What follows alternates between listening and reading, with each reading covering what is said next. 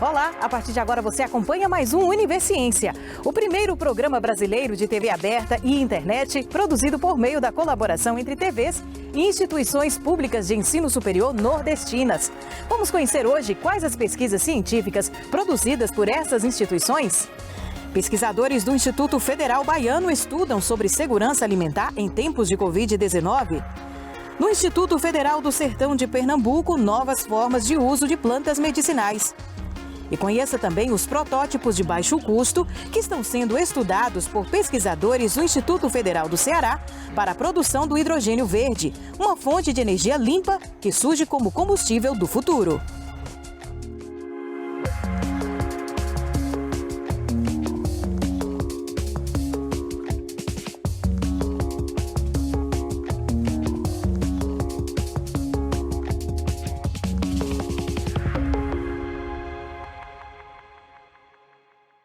A pandemia ainda traz muitas dúvidas em relação à contaminação.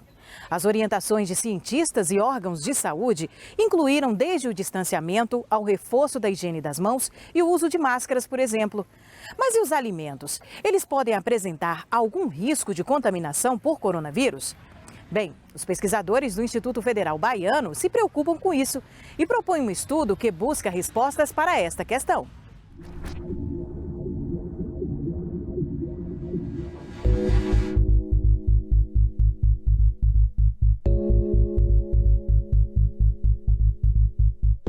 A ideia da pesquisa surgiu desde o início da pandemia, onde a população não sabia se o contágio pelo Covid poderia ser também pelos alimentos, mais especificamente pelas frutas e hortaliças.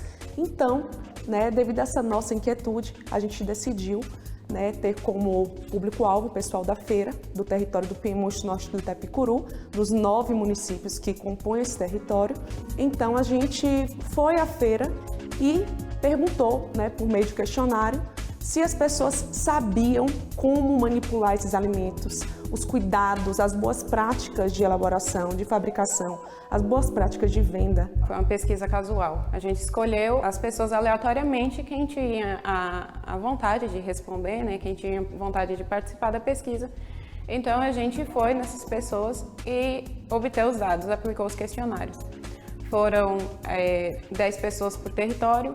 A maioria das pessoas que estão na feira são mulheres, então a boa parte das pessoas entrevistadas foram mulheres.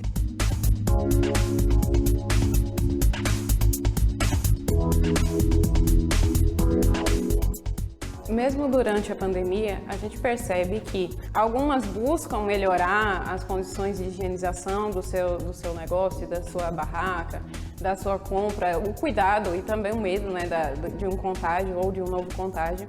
Mas também a gente encontra pessoas que usam a máscara no queixo, pessoas que não usam o álcool em gel corretamente, pessoas que acabam fazendo contaminação, ficam pegando muito, manuseando muito um alimento sem necessidade e também estragam o alimento, causando muito mais desperdício na feira.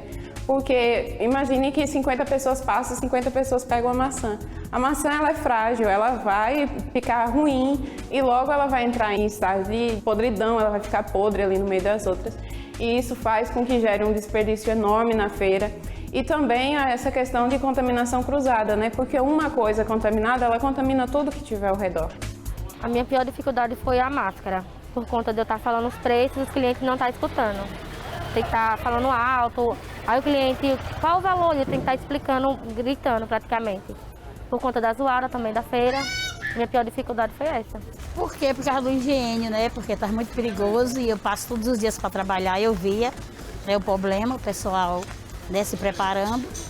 E eu com aquilo também eu vi e eu sempre tive cuidado na minha casa, no meu trabalho, sempre muito cuidado com higiene. Eu sempre trabalho com limpeza e eu me preocupo muito com essa parte. O objetivo principal do projeto de pesquisa foi elaborar a cartilha, no final, para dar como resultado todo o projeto para as pessoas da feira, principalmente, para toda a população, levar informação por meio dessa pesquisa, se eles tinham como saber se realmente a transmissão do Covid se passaria dessa forma, mexendo no alimento, levando de casa ou trazendo para a feira, como é que as pessoas na feira estavam, se eles estavam realmente utilizando máscara, se eles estavam atuando com álcool gel ou não. Então, o principal objetivo foi a elaboração da cartilha.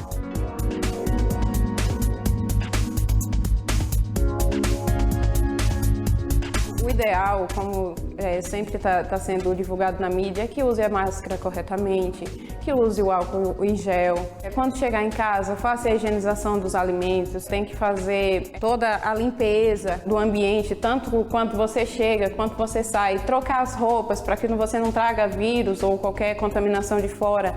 E isso faz com que você diminua. Você nunca vai conseguir zerar um lugar do possível contágio, mas você diminui muito. E isso diminuindo na sua casa, diminuindo na casa de outras pessoas, o contágio, a disseminação do vírus vai ser muito menor.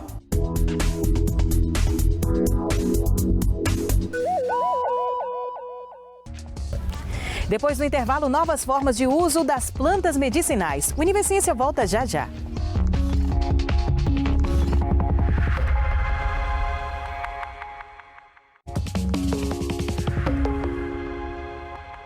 O projeto de pesquisa do Instituto Federal do Sertão Pernambucano, em Petrolina, tem impulsionado o uso de plantas medicinais na região.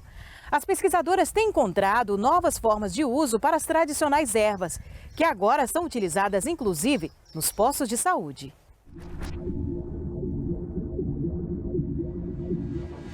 A gente trabalha com animais, também no controle de doenças e algumas zoonoses, e a gente trabalha com resultados que se adequam aos seres humanos.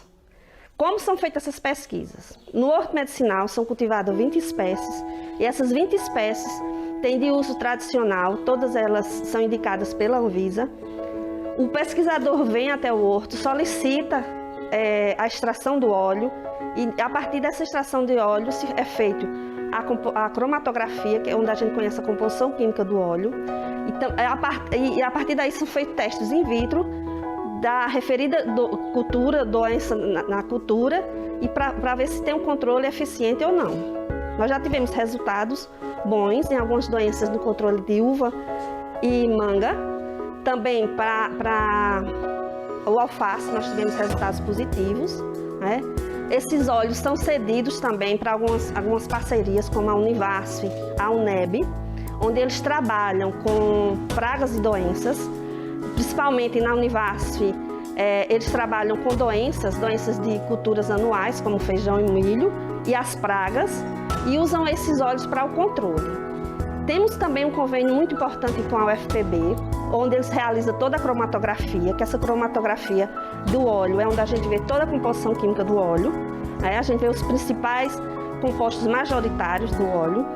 E nessa parceria, eles fazem testes também com doenças de humanos, que são muito importantes para a gente. Recentemente a gente fez uma pesquisa com fungo, e deu positivo para a espécie, para a citronela.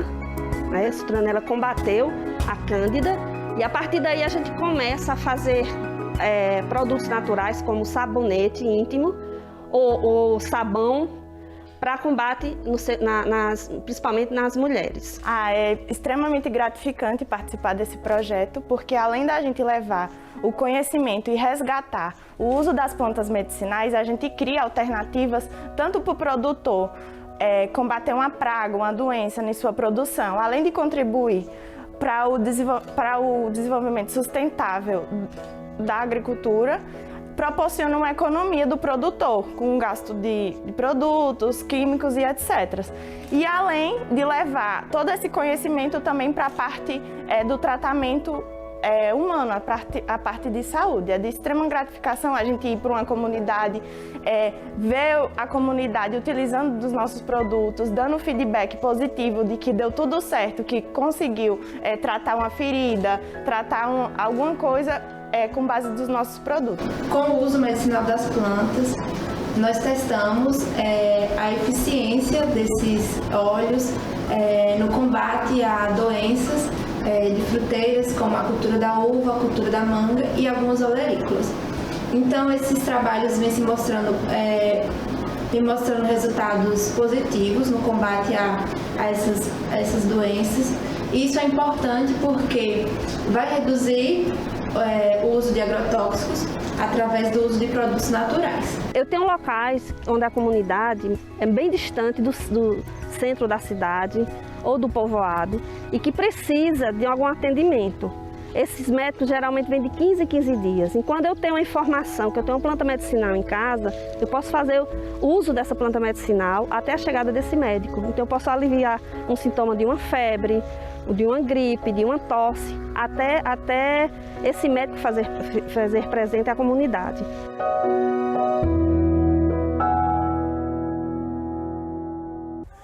Uma das coleções biológicas mais antigas de Sergipe se encontra atualmente no herbário do Departamento de Biologia do campus de São Cristóvão, da Universidade Federal de Sergipe. O local, fundado em 1972, guarda em armários devidamente climatizados aproximadamente 46 mil exemplares terrestres, como algas, samambaias e tantas outras espécies. O espaço também é ponto de partida para diversos estudos, como uma pesquisa que vamos conhecer agora sobre as briófitas, plantas de pequeno porte, como os musgos. Eu sou da área de botânica, né? Uma área que envolve aí diversos organismos, estando aí as plantas, as algas, os fungos envolvidos. Quando a gente escuta a palavra herbário, né, a primeira coisa que vem à mente é uma estufa de plantas. Mas o herbário, ele não é uma estufa de plantas, ele é uma biblioteca de plantas, é considerado um museu, né? Ele é uma coleção biológica e ele tem como principal função resguardar amostras da diversidade que existe em determinado lugar. O herbário aqui da Universidade de Sergipe, ele é um herbário local, porque ele representa a diversidade encontrada no nosso estado e em áreas adjacentes. O ASE, ele tem aproximadamente 46 mil exemplares, né? E esse número tende a crescer a todos os anos. Nós temos muitos materiais ainda para serem incorporados ao nosso acervo. E esses materiais são principalmente de angiospermas, que são aquelas plantas com flores. Tudo que a gente traz aqui para o herbário é uma representação do que a gente pode encontrar na natureza. Se alguém um dia quiser trabalhar com determinada espécie, ela não precisa ter uma ideia de como essa espécie é na natureza. Ela pode vir aqui ao herbário e pegar essas informações que estão resguardadas junto com a amostra que está registrada aqui no nosso acervo. Mas por que é importante uma instituição ter um herbário? Né? A importância do herbário, ela reside em representar a diversidade que existe em determinado local. Né? E essa diversidade, ela vai servir para diversos dados que podem ser gerados a partir dela. Né? Então, um herbário, ele é base de diversos estudos biológicos, ecológicos, farmacológicos, agronômicos, florestais, medicinais. O meu projeto no mestrado é fazer a brioflora do estado de Sergipe. A brioflora é o levantamento florístico de briófitas. As briófitas são conhecidas popularmente como antóceros hepáticas e musgos, e a principal contribuição das briófitas para a sociedade são justamente os princípios ativos que existem nelas. Elas podem ser utilizadas na fitorremediação, como extrato para produtos antibacterianos, etc. Embora eu faça o mestrado, né, na Universidade Estadual de Feira de Santana, o meu projeto ele se concentra aqui no estado. E o herbário da Universidade Federal de Sergipe, ele é importante justamente por apresentar a maior coleção atualmente de briófitas coletadas aqui no estado. Então, todo o meu trabalho ele é realizado aqui no Herbário ASE, né, que é colaborador do meu projeto. Um dos meus objetivos é justamente incrementar a coleção de briófitas aqui do Herbário ASE. Quando eu iniciei os estudos com briófitas, tinham apenas 3 amostras de briófitas depositadas. Hoje temos 750 amostras, né? Então, quer dizer, em 3 anos, nós multiplicamos centenas de vezes a quantidade de amostras de briófitas depositadas, né? E eu espero espero continuar contribuindo com a coleção de briófitas daqui. Se nós formos pensar, o estado de Sergipe é o menor estado da federação. E às vezes as pessoas pensam que há pouco a se descobrir, mas nós temos ainda muito a descobrir aqui no nosso estado. No próximo bloco, vamos ver como pesquisadores do Instituto Federal do Ceará estão desenvolvendo protótipos de baixo custo para a produção do combustível do futuro, o hidrogênio verde. Depois do intervalo, a gente volta já já.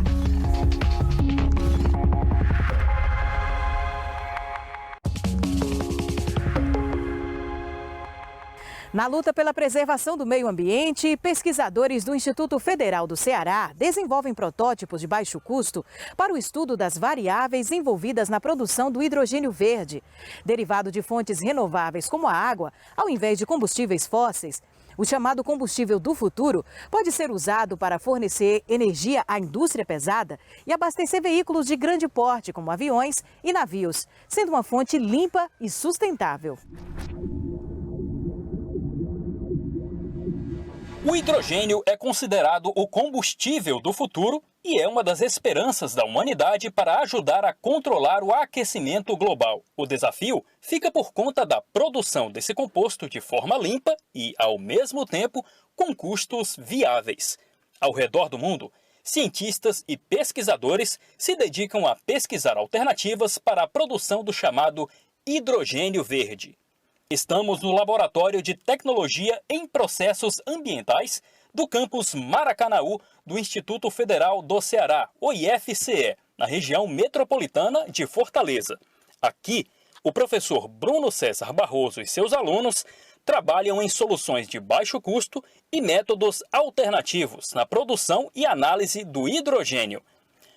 A base desse trabalho é um processo chamado fotocatálise heterogênea, que tem como objetivo aproveitar a radiação solar na produção do hidrogênio, como explica o professor Bruno. A fotocatálise heterogênea é um processo químico em que se utiliza um material denominado catalisador, que ele é então ativado por radiação. A ideia é que essa radiação seja possibilitado o aproveitamento da radiação solar, para que o processo de fato se torne verde, totalmente sustentável. Nesse material, denominado catalisador, vão ocorrer reações químicas de tal forma que os produtos serão transformados no sentido de agregar valor a um componente, um resíduo orgânico, mas principalmente para o objetivo da pesquisa é a produção de hidrogênio. Então, é um material sólido que é ativo sobre radiação solar, em que em sua superfície vão ocorrer reações onde o objetivo-chave é a produção de hidrogênio a partir da água. A água, obviamente, dopada com um determinado material orgânico, ocorrendo essas transformações físico-químicas em sua superfície. O processo também tem a vantagem de aproveitar resíduos, agregando valor a eles e aproveitando o baixo custo de aquisição. Os resíduos que são utilizados para agregar a produção de hidrogênio são substratos orgânicos classificados atualmente como um resíduo de biomassa. O principal componente empregado atualmente é o glicerol, que é a denominada glicerina, sendo esse produto um resíduo do processo de produção do biodiesel. Biodiesel que está em produção de larga escala e praticamente 10% de tudo que se produz no biodiesel, do processo de produção do biodiesel, é a glicerina. Então, devido a essa alta disponibilidade de glicerina no mercado, ela tem um valor de mercado baixo e, uma vez que ela seja transformada quimicamente, os seus produtos de transformação assumem valor de mercado muito valiosos, muito superiores ao do seu produto de origem. Então, isso também torna o processo de produção de hidrogênio mais sustentável ainda, porque você vai utilizar de duas fontes renováveis, a radiação solar e o resíduo de biomassa, fechando o ciclo de sustentabilidade. 2 protótipos desenvolvidos por alunos do próprio campus permitem realizar um estudo detalhado das variáveis envolvidas na produção do hidrogênio, o que pode ajudar o setor produtivo com informações estratégicas. Tudo isso usando soluções simples e inventivas. Esse primeiro protótipo, esse primeiro sistema fotocatalítico, já que é um processo de fotocatálise, é um reator in vitro. Um reator totalmente encamisado, fechado, enclausurado, para que as reações em fase aquosa ocorram, mas que os gases evoluídos dessa reação sejam facilmente coletados e analisados para quantificar, para monitorar o quanto de hidrogênio é produzido nesse sistema.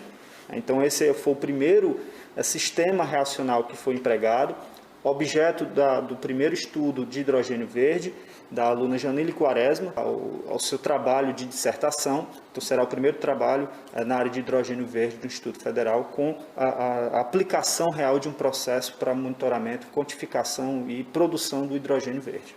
O segundo protótipo foi desenvolvido pelo estudante Matheus Pires, do curso de bacharelado em Engenharia Ambiental e Sanitária.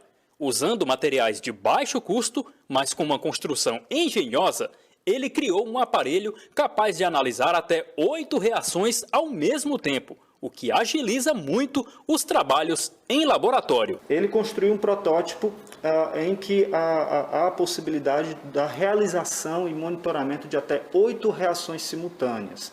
Então, nesse sistema, nós conseguimos monitorar as variáveis do processo, investigar as influências de cada variável de forma muito mais prática e ágil. O tempo para que a gente encontre, então, essa resposta da influência de cada variável é bem encurtado. Então, as variáveis dos processos, que podem ser desde o pH, a concentração das espécies químicas, a própria fonte de irradiação, isso tudo se torna muito mais factível e fácil de ser monitorado. Como pesquisador, eu acho que a melhor coisa no reator é a quantidade de reações que eu posso fazer ao mesmo tempo. Por quê? Porque quando você vai pegar uma reação fotocatalítica, você facilmente leva 6 horas para fazer uma reação. 6 horas, assim, do início do preparo até a análise, principalmente de gases. São bem mais complicadinhos. E fazendo 8 reações simultaneamente, você consegue um estudo muito mais rápido. Por exemplo, eu consegui fazer um planejamento experimental de mais de 20 variáveis em 4 dias. Isso leva aí 1 mês num reator comum.